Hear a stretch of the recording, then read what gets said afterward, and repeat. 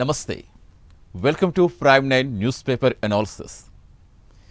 ఏ పత్రిక ఏ వార్తలు ప్రముఖంగా హైలైట్ చేస్తుంది ఈరోజు అనాలిసిస్ చేసే ప్రయత్నం చేద్దాం. ముందుగా ఈనాడు చూస్తే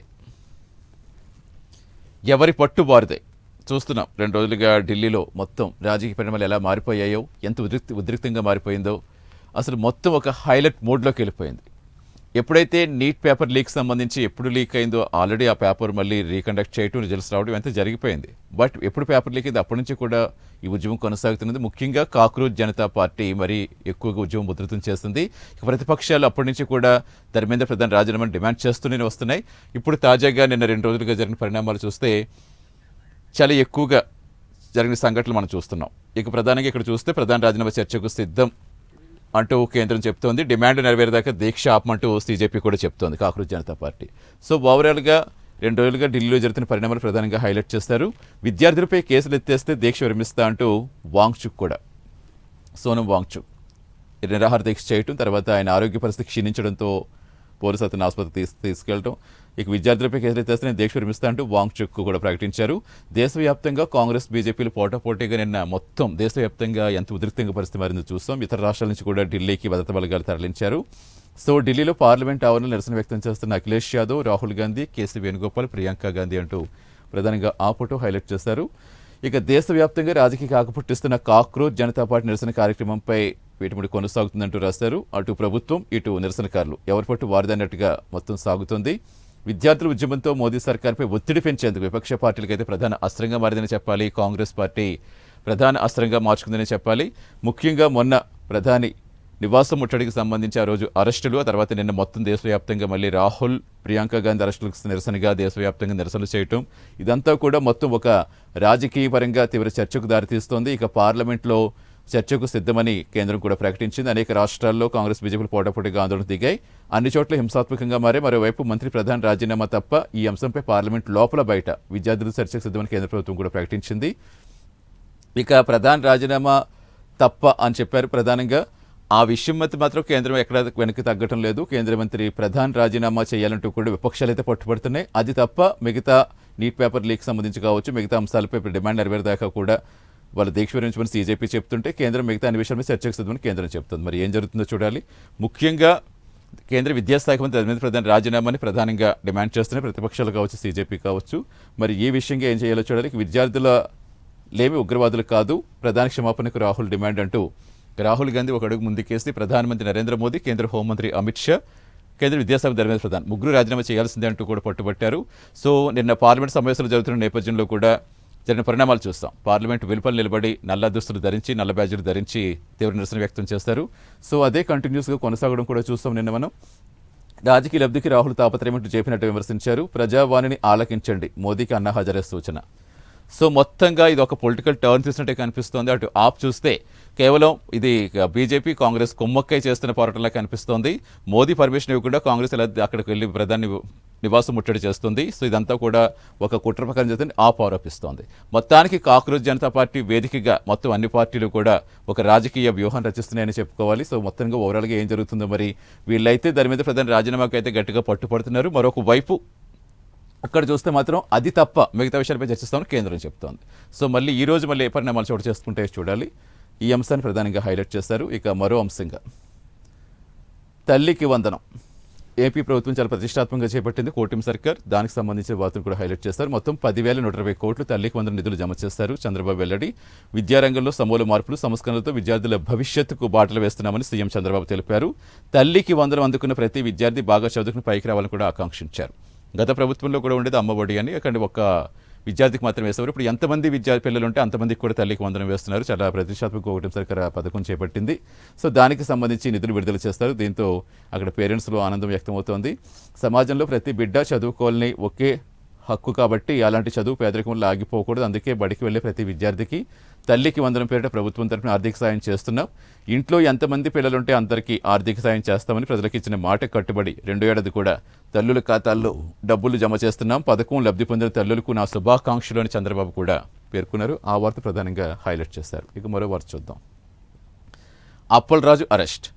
వైసీపీ కార్యకర్తల హైడ్రామా మధ్య అదుపులోకి కుమారుడి నేరం కప్పిపుచ్చిన కుట్రలో A3గా మాజీ మంత్రి అరెస్ట్ అడ్డుకునేంది కార్యకర్తల విఫల యత్నం. కారులో ఎక్కించేటప్పుడు పోలీసులతో వాగ్వాదం తోపులాట అంటూ ఆ ఫోటో కూడా ప్రధానంగా హైలైట్ చేస్తారు. ప్రధానంగా శ్రీకాకుళం అక్కడ జరిగిన వర్తసం ద్విచక్ర వాహనంతో ఢీకొట్టు వ్యక్తి మరణానికి కారణమైన కేసులో తన కుమారుని తప్పించేందుకు కుట్ర పన్నిన వైసీపీ నేత మాజీ మంత్రి సీదిరి అప్పలరాజును పోలీసులు నిన్న అరెస్ట్ చేశారు. కొంచెం ఉద్రిక్తంగా మారింది పరిస్థితి. ఆ వార్తను కూడా ప్రధానంగా హైలైట్ చేస్తారు. ఇక ఇష్టానుసారం 22A చేర్చడం కుదరదు. నిషేధిత జాబితాలో ఆస్తుల చేర్పు, తొలగింపు అధికారం ఆర్డీఓ కలెక్టర్లకే. 22Aకి సంబంధించి సర్క్యులర్లు మార్గదర్శకాలని రద్దంటూ మంత్రి అనగానే సత్యప్రసాద్ కూడా 22Aకి సంబంధించి భూముల పత్రాలకు సంబంధించి ఎంత రచ్చ జరుగుతుందో కూడా చూస్తున్నాం. ఆ వార్త కూడా ప్రధానంగా హైలైట్ చేస్తారు. ఇక నిన్న చంద్రబాబు వాళ్ళు ఢిల్లీ వెళ్ళారు. అక్కడ ప్రధానమంత్రి నరేంద్ర మోదీని కలుస్తారు. భోగాపురం విమానాశ్రయం ప్రారంభించండి. చాలా ప్రతిష్టాత్మక తీసుకున్న అల్లూరి సీతారామరాజు అంతర్జాతీయ విమానాశ్రయం ప్రారంభోత్సవాన్ని ప్రధాని మోదీకి ఆహ్వానించడానికి గౌరవంగా భావిస్తానంటూ ఈ విమానాశ్రయం ప్రారంభం ఉత్తరాంధ్రకు కొత్త రెక్కలు ఇస్తుందంటూ సీఎం చంద్రబాబు కూడా పేర్కొన్నారు. అలా చంద్రబాబుని ఆహ్వానిస్తున్న ఫోటో కూడా ప్రధానంగా హైలైట్ చేశారు. ఇక గోదావరి కావేరీ అనుసంధానంపై కూడా కేంద్ర మంత్రి పాటిల్తో చర్చ జరిపారు. ముఖ్యంగా ఆగస్టు 1వ తారీఖున ఈ భోగాపురం అంతర్జాతీయ విమానాశ్రయం ప్రారంభం కాబోతోంది. దీనికి సంబంధించి ప్రధానమంత్రిని ఆహ్వానించారు. బుధవారం పార్లమెంట్ భవనంలో ప్రధాని కార్యాలయంలో మోదీని కలుస్తారు. తర్వాత మంత్రులను కూడా కలుస్తారు. అలాగే ఎప్పటి నుంచో గోదావరి కావేరీ అనుసంధానంపై కూడా కేంద్ర మంత్రి పాటిల్తో చర్చించారంటూ ఆ వార్తను ప్రధానంగా హైలైట్ చేస్తారు. ఇక మరో వార్తగా నీటి ఎద్దడి తలెత్తకుండా ముందస్తు చర్యలు, తాగునీటి సరఫరాకు ఇబ్బంది లేకుండా చూడాలి అంటూ డిప్యూటీ సీఎం పవన్ కళ్యాణ్ కూడా ఆదేశించారు. జలజీవన పనులు నాణ్యతను క్షేత్రస్థాయిలో పరిశీలిస్తే మెగా వాటర్ గ్రిడ్ పనులపై సమీక్షలో ఉప ముఖ్యమంత్రి పవన్ కళ్యాణ్ అంటూ ఆల్రెడీ ఎల్నినోతో వర్షాభావ పరిస్థితి నెలకొనటం, ఎప్పుడు వర్షం వస్తుందని రైతులే కాదు సామాన్య ప్రజలు, ఎందుకంటే అటు సాగుకే కాదు ఇటు త్రాగడానికి కూడా మళ్ళీ చాలా కటకట ఏర్పడే అవకాశం ఉంది కాబట్టి వర్షాల కోసం ఎదురు చూస్తున్నారు. సో నీటి ఎద్దడితో ప్రజలు ఇబ్బంది పడకుండా ఇప్పటి నుంచే ముందు చర్యలు తీసుకోవాలని డిప్యూటీ సీఎం పవన్ కళ్యాణ్ సూచించారు. ముఖ్యంగా తాగునీటి కొరత తీవ్రంగా ఉండే పల్నాడు, ప్రకాశం జిల్లాల్లో జలజీవన్ మిషన్, అమరజీవి జలధార పథకం చేపడుతున్నారు కాబట్టి దాన్ని త్వరితగతిన పూర్తి చేయాలని, గడువులోగా పూర్తి చేయాలని కూడా సూచించారు. 2 జిల్లాల్లో మెగా వాటర్ గ్రిడ్ పథకాల పనుల పురోగతిపై గ్రామీణ నీటి సరఫరా విభాగం అధికారులతో కూడా ఆయన సమీక్షించారు. సో త్వరలోనే పరిశీలిస్తా ప్రతిదీ నాణ్యత కూడా ఎక్కడా కూడా నాణ్యత తగ్గకుండా జలజీవన్ మిషన్లు త్వరితగతిన పూర్తి చేయాలని, ఎక్కడ తాగునీటి ఎద్దడి లేకుండా చేయాలని కూడా డిప్యూటీ సీఎం ఆదేశించారు. ఆ వార్త ప్రధానంగా హైలైట్ చేశారు. ఇక మరో వార్తలుగా భూమున భూ ఆక్రమణలపై ఎట్టగల కొరడ, మంగళం, తిరుచానూరులో 16.63 ఎకరాలు స్వాధీనం చేసుకున్నారు. ఆ వార్తను ప్రధానంగా హైలైట్ చేశారు. ఇక ఉద్యోగుల సమస్యలన్నీ సీఎం దృష్టికి సాధ్యమైనంత వరకు పరిష్కరించేందుకు కృషి చేస్తామంటూ మంత్రివర్గ ఉపసంఘం ఆల్రెడీ ఉద్యోగులు ఇప్పటికే దీక్షలకు రెడీ అవుతున్నారు. వాళ్ళకి తోటి చర్చలు జరిపారు. సాధ్యమైనంత వరకు సీఎం దృష్టికి తీసుకెళ్తామంటూ కూడా మంత్రివర్గ ఉపసభ్యులు చెప్పారు. ఇక జనరిక్ ఔషధాలపై 100% సుంకం మళ్ళీ మొదలుపెట్టాడు ట్రంప్. అమెరికాలో తయారు కాని వాటిపైనే ఆల్రెడీ ఎప్పటికప్పుడు ఏదన్నా ఆయనకి ఈ రోజు ఒకటి చెప్తే రేపు ఇంకోటి చెప్పడం, ఇదంతా కామనే. ట్రంప్కి ఈ ప్రాసెస్ అనేది కంటిన్యూ కొనసాగుతూనే ఉంటుంది.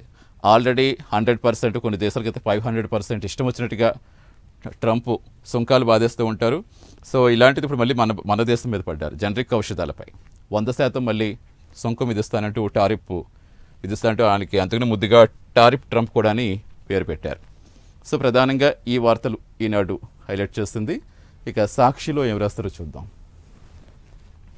సాక్షిలో మెయిన్గా ప్రధానితో శరద్ పవార్ భేటీ, ప్రధాని మోదీతో ఎన్సీపీ అధ్యక్షుడు శరద్ పవార్ భేటీ అవడం కూడా నిన్న పార్లమెంట్ ఆవరణలో జరిగిన ఈ పరిణామాలకు సంబంధించి అప్పుడే రాజకీయ రచ్చ అయితే మొదలైంది. కానీ మేము కేవలం గౌరవంగానే మర్యాదపూర్వకంగానే కలిసామంటూ వారు చెప్తున్నారు. సో మొత్తం మీద ఏం జరుగుతుందో కూడా తెలియని మళ్ళీ ఒక రాజకీయ అంశంగా దాన్ని చిత్రీకరిస్తున్నారు. మరి ఏం జరుగుతుందో చూడాలి.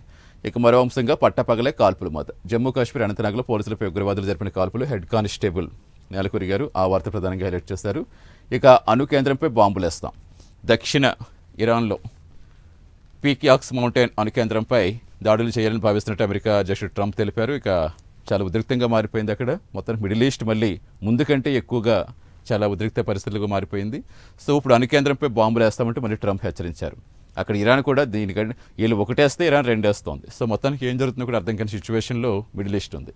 ఇక నిరసనకు విజయ్ మద్దతు. నీట్ అవకతవకలకు వ్యతిరేకంగా పోరాడుతున్న విపక్షాలు యువతకు తమిళనాడు సీఎం విజయ్ కూడా మద్దతు ప్రకటించారు. అసలు మొత్తానికి ఆ ప్యాటర్నే మార్చాలని ఆయన ఎప్పటి నుంచో డిమాండ్ చేస్తున్నారు. సో మొత్తానికి మళ్ళీ తమిళనాడు నుంచి కూడా నిరసనలు వ్యక్తం చేస్తూ విజయ్ ఆ నీట్ పరీక్షల అవకతవకలకు సంబంధించి వ్యతిరేకంగా పోరాడుతున్న విపక్షాలకు యువతకు మద్దతు ప్రకటించారు. రైట్. ఇక మెయిన్గా అసలు ఏ వార్త హైలైట్ చేశారో చూద్దాం. సర్కార్ నిద్రలేపుతాం. వైఎస్ఆర్సీపీ అధినేత మాజీ సీఎం జగన్కు నేను వినతిపత్రం అందించారు పొగాకు రైతులు. ఆ ఫోటో ప్రధానంగా పొగాకు రైతులు ఆయన వినతిపత్రం అందిస్తున్న ఫోటో ప్రధానంగా హైలైట్ చేశారు. సో పొగాకు రైతుల సమస్యలపై గట్టిగా పోరాడతాం. చంద్రబాబు ప్రభుత్వ తీరుపై జగన్ మండిపాటు. ఈ ప్రభుత్వంలో దళారులేని రాజ్యం. ఏ పంట గిట్టుబాటు ధర లేదు. అటు ఆక్వా రైతులు చూస్తే అదే పరిస్థితి కనిపిస్తోంది. ఇక్కడ పొగాకు రైతులు చూసిన అదే పరిస్థితి, మామిడి రైతులు చూసిన అదే పరిస్థితి, అరటి రైతులు చూసిన అదే పరిస్థితి. సో ఈ విధంగా అన్ని రైతులకు సంబంధించి అందరూ బాధపడుతున్నారు కాబట్టి తప్పకుండా మేము పోరాడతాం సర్కారు దిగొచ్చే వరకు అంటూ చెప్పారు. వ్యాపారులంతా సిండికేట్గా మరి ఎక్కడెక్కడ దోపిడీ చేసేస్తున్నారు. సీజన్ ముగుస్తున్న పొగాకు కొనుగోలు లేవు. ఇప్పటికీ కొన్నది 16.5% మాత్రమే. వైఎస్ఆర్సీ ప్రభుత్వం అత్యధికంగా కేజీ 411, 2023-24లో సగటున పొగాకు ధర కేజీ 289. ఇక కొనుగోలు ధర దారుణంగా పడిపోతే సీఎం ఏం చేస్తున్నారు? ఎందుకు మార్కెట్ దింపలేదు? ఎందుకు లైసెన్స్దారులపై చర్యలు తీసుకోలేదంటూ జగన్ ప్రశ్నిస్తున్నారు.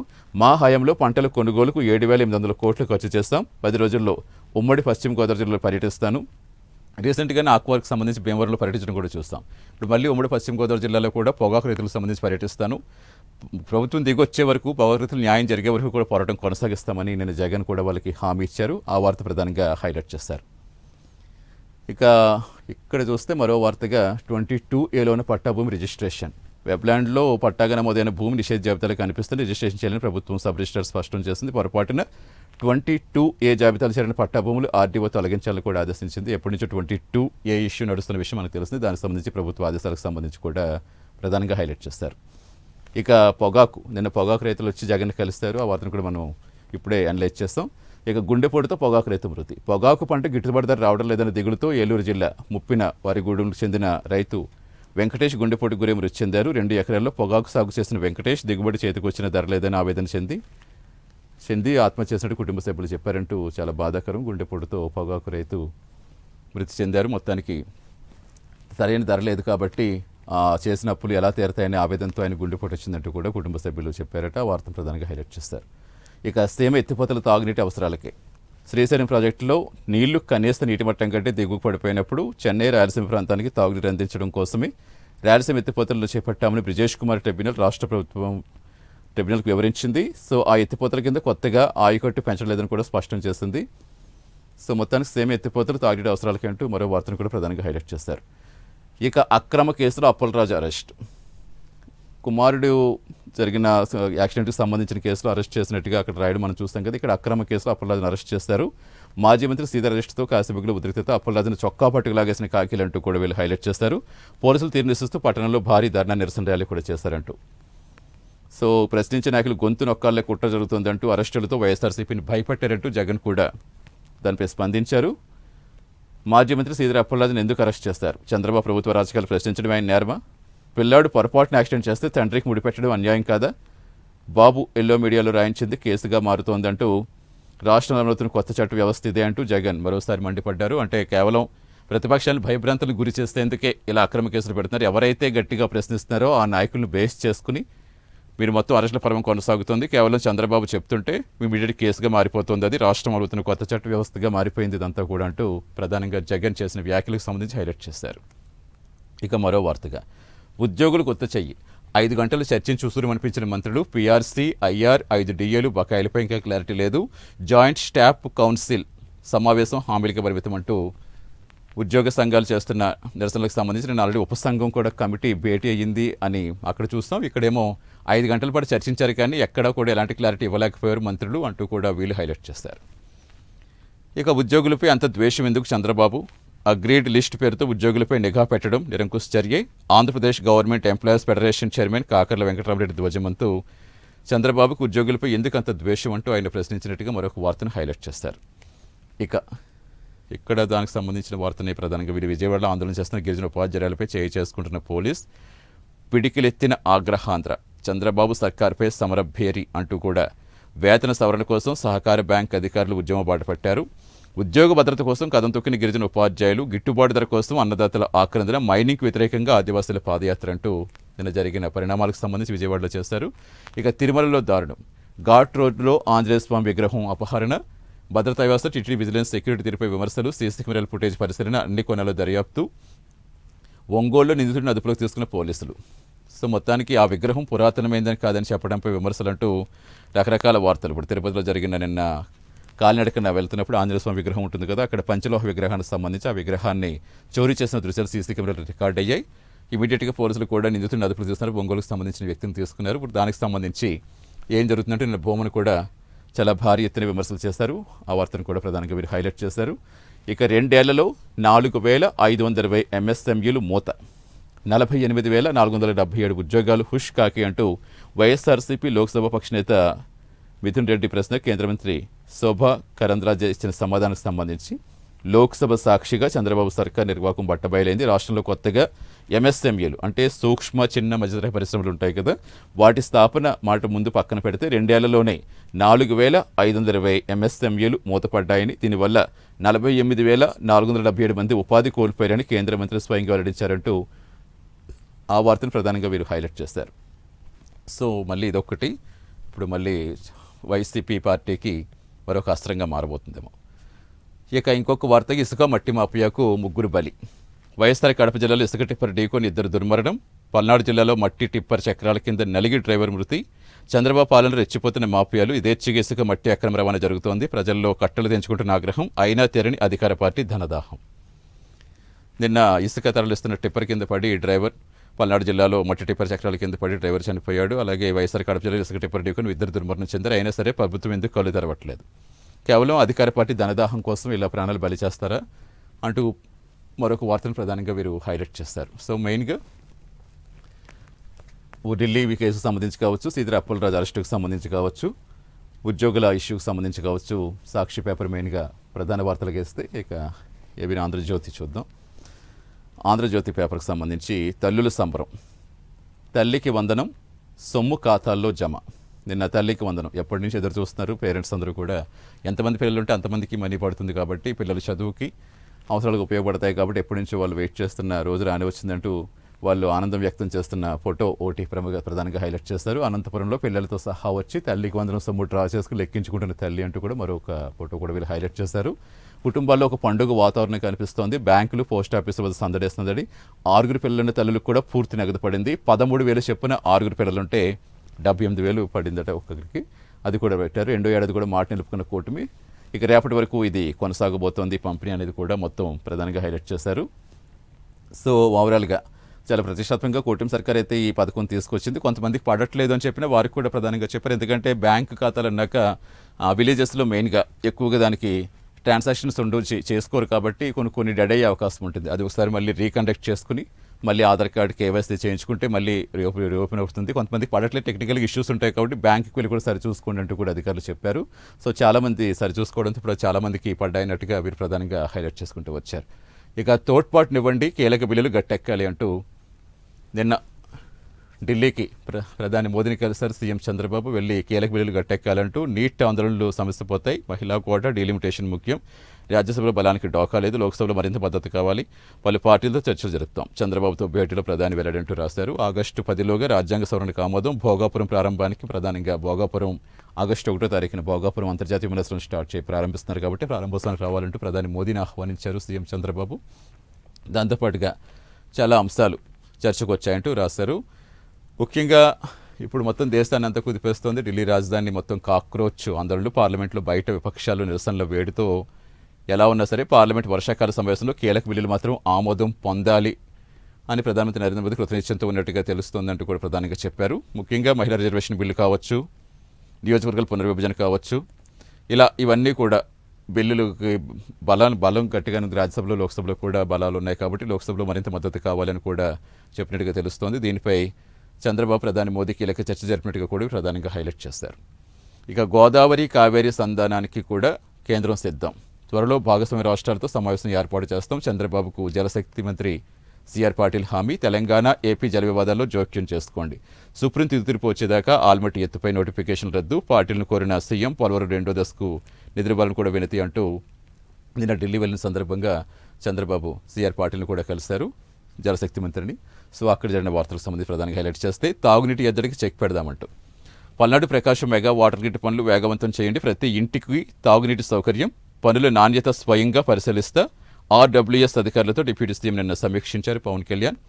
త్వరితగతిన ఎక్కడ నాణ్యతలో ఎక్కడ కాంప్రమైజ్ కాకుండా గడువులోగానే పూర్తి చేసి అక్కడ త్రాగునీటి ఎద్దడి, సాగునీటి ఎద్దడి కూడా రాకుండా చూడాలి. ముందుగా త్రాగునీటికి ఎటువంటి ఎద్దడి లేకుండా కూడా చూడాలి. ఎందుకంటే ఎల్నినో ప్రభావంతో ఇప్పటికీ వర్షాభావ పరిస్థితులు ఏర్పడ్డాయి, చాలా చోట్ల తీవ్ర ఇబ్బందులు పడుతున్నారు కాబట్టి ప్రజలు ఇబ్బందులు లేకుండా చేయండి అంటూ కూడా డిప్యూటీ సీఎం ఆదేశించిన వార్తను ప్రధానంగా వీరు హైలైట్ చేశారు. ఇక చర్చలకు సిద్ధమే కానీ అంటూ ప్రధానంగా హైలైట్ చేస్తారు. ఢిల్లీ ఇష్యూకి సంబంధించి మంత్రుల నివాసాలకు మాత్రం రాబోం. తటస్థ వేదిక లేదా జంతర్ మంత్ర వద్దనైతే మాకు ఆమోదయోగ్యం. మా డిమాండ్లపై కేంద్రం నిజాయితీగా స్పందించాలి. ఉద్యమం కొనసాగుతుంది, అలాగే విస్తరిస్తుందంటూ కూడా కాక్రోచ్ జనతా పార్టీ చేసిన వ్యాఖ్యలు ప్రముఖంగా హైలైట్ చేశారు. యువత మీద మాత్రం దమనకాండ వద్దు, నిరసనలో పాల్గొన్న మీద కేసులు పెట్టద్దు, విద్యార్థుల మీద హామీ ఇస్తే మీరు ఆమరదీక్ష విరమిస్తా అంటూ వాంగ్చుక్ వ్యాఖ్యలు. 25 రోజు కూడా కొనసాగుతుంది వాంగ్చుక్ది. విరమించాలని 65 మంది ఎంపీలు విజ్ఞప్తు.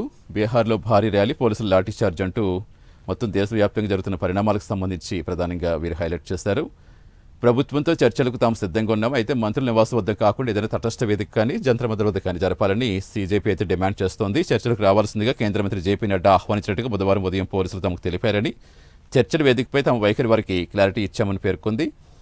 సో మొత్తంగా మరి నీట్ పేపర్ లీక్పై అయితే సమగ్ర చర్చకు సిద్ధమని కేంద్రం చెబుతోంది. అయితే ధర్మేంద్ర ప్రధాన్ రాజీనామా చేయాల్సిందని విపక్షాలు కానీ సీజేపీ కానీ డిమాండ్ చేస్తోంది. అది తప్ప అని కేంద్రం మరి అక్కడ మెలికి పెడుతోంది. మరి అది తప్ప అన్న మెలికి దగ్గరే మళ్ళీ ఏమన్నా రివర్స్ అవుతుందా, మళ్ళీ ఏం జరగబోతుంది అనేది ప్రధానంగా ఇప్పుడు ఇష్యూగా మారింది. సో నీట్ పేపర్ లీక్ గట్టి మాత్రం రాజకీయం చేయొద్దు అంటూ నడ్డా కూడా వ్యాఖ్యానించారు. సో అది ప్రధానంగా వీరు హైలైట్ చేశారు. 10 ఏళ్లలో 152 పరీక్షల పేపర్ లీక్, నెలకు ఒక పేపర్ లీక్, శిక్షలు మాత్రం 7.50 కోట్ల మంది విద్యార్థులపై తీవ్ర ప్రభావం. మోదీ హయాంలో అవినీతిమయమైన విద్యా వ్యవస్థ, ప్రతిపక్ష నేతగా ప్రజల గలం వినిపించడం నా బాధ్యత అంటూ కూడా అటు రాహుల్ ఇటు ప్రియాంక కూడా చాలా భారీ ఎత్తున ఉద్యమాల నిరసనలు చేస్తున్నారు. ధర్మేంద్ర ప్రధాన్ అవినీతిపరుడు, అసమర్థుడు, దేశ యువతకు ప్రధాని మోదీ క్షమాపణ చెప్పాలి. మీడియాతో కాంగ్రెస్ అధినేత రాహుల్ గాంధీ చేసిన వ్యాఖ్యలు ఎంత ప్రజాస్వామికం అంటూ ప్రియాంక గాంధీ ప్రశ్నించారు. నీట్ విద్యార్థులపై పోలీస్ చర్య ఖండిస్తూ నల్లదుస్తుల్లో పార్లమెంటు వద్ద విపక్ష ఎంపీలు నిరసనంటూ కూడా కాంగ్రెస్ బీజేపీ మొత్తానికి ఒక హోరాహోరీ నిరసనలే కొనసాగి మొత్తానికి మంత్రులు అయితే దిగొచ్చి కాంగ్రెస్ నేతలతో చర్చించడం, వీరు 5 డిమాండ్ ప్రధానంగా ఉంచడం, 5 కూడా చర్చించాలనడం, ముఖ్యంగా ధర్మేంద్ర ప్రధాని రాజీనామాకి ఎక్కువ డిమాండ్ చేస్తుంటే అది తప్ప అని కేంద్రం మెలికి పెడుతోంది. మరి ఏం జరుగుతుందో చూడాలి. మొత్తాన్ని దేశవ్యాప్తంగా నిన్న పోటాపోటీ నిరసన కార్యక్రమాలు అయితే జరిగాయి. రాహుల్ తీరును దుయ్యబట్టిన బీజేపీ అధ్యక్షుడు నబీన్ ప్రపంచవ్యాప్తంగా సీజేపీ ఆందోళనకు మద్దతుగా ప్రదర్శనలు అంటూ కూడా నాట్ ఓన్లీ ఇండియా, వరల్డ్ వైడ్గా కూడా ఈ విద్యార్థులకు మద్దతుగా ప్రదర్శనలు చేస్తున్నారు. సీజేపీ ఆందోళనకు కూడా మద్దతుగా ప్రదర్శన చేస్తున్నారంటే మరో వార్తను మీరు హైలైట్ చేస్తారు. ఇక ఇదిలాగుంటే ఇక వెలుగు చూద్దాం. వెలుగులో ఏ వార్త ప్రధానంగా హైలైట్ చేస్తారు. లాఠీ చార్జ్ వీడియోలు చూసే టైం లేదు, మా టైం వేస్ట్ చేయొద్దు. సీజేపీ కార్యకర్తల మీద పోలీసు దాడి పిటిషన్పై సీజేఐ ఆగ్రహం వ్యక్తం చేస్తారు. 2 నెలల క్రితం ఆయన చేసిన కాక్రోచ్ కామెంట్తో దుమ్మారు అంటూ ప్రధానంగా ఆ వార్తను ప్రధానంగా హైలైట్ చేస్తారు. త్వరితగతిని విచారించాలంటే సుప్రీంకోర్టు నిన్న చేసిన వ్యాఖ్యలకు సంబంధించి ప్రధానంగా వీళ్ళు కామెంట్స్ సంబంధించి ప్రధానంగా హైలైట్ చేస్తారు. ఇక నిరసన తెలిపితే పాశవిక దాడుల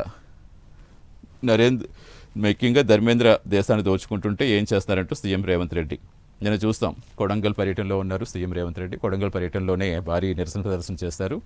అంబేద్కర్ విగ్రహం వద్ద వినతి పత్రం అందించి నిరసన తెలిపితే పాశవిక దాడులు చేస్తారు. రాజ్యాంగ హక్కులను బీజేపీ కాలరాస్తోంది. అటు నరేంద్ర ఇటు ధర్మేంద్ర ఇద్దరూ కలిసి దేశాన్ని దోచుకుంటున్నారంటూ దుయ్యబట్టారు. నిందితులపై శిక్షించకుండా స్టూడెంట్లపై లాఠీచార్జ్ చేస్తారా?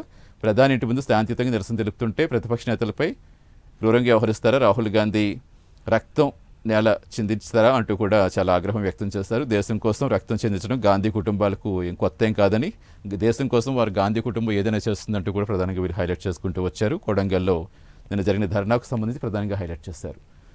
ఇక ఢిల్లీకి సంబంధించిన వార్తను కూడా ప్రధానంగా హైలైట్ చేశారు. విద్యా వ్యవస్థ రిగ్గింగ్, దేశవ్యాప్తంగా 10 ఏళ్లలో 152 పేపర్ లీకులు, ఒక్క కేసులో కూడా ఎవరికి శిక్ష పడలేదు అంటూ కూడా ఎడ్యుకేషన్ సిస్టమ్ నిర్వీర్యం చేసేస్తున్నారు. విద్యార్థులు టెర్రరిస్టులు కాదు, తమ హక్కులు నిష్పక్ష విద్యా వ్యవస్థ వారు కోరుతున్నారు. అటువంటిది విద్యార్థుల మీద కేసులు ఏంటి, విద్యార్థుల మీద దాడులు ఏంటి కూడా ప్రధానంగా నిన్న రాహుల్ చేసిన వ్యాఖ్యలకు సంబంధించి ప్రధానంగా వీరు హైలైట్ చేస్తారు. ఇక జనరిక్ మందులపై 200% టారిఫ్, మళ్ళీ ట్రంప్ చేస్తున్న ఈ టారిఫ్ మళ్ళీ మొదటికి వచ్చింది. మళ్ళీ ట్రంప్కి సంబంధించి మళ్ళీ టారిఫ్లు వేస్తున్నారు. జనరిక్ మందుల మీద ఆయన వేసిన టారిఫ్ సంబంధించి ప్రధానంగా హైలైట్ చేస్తారు.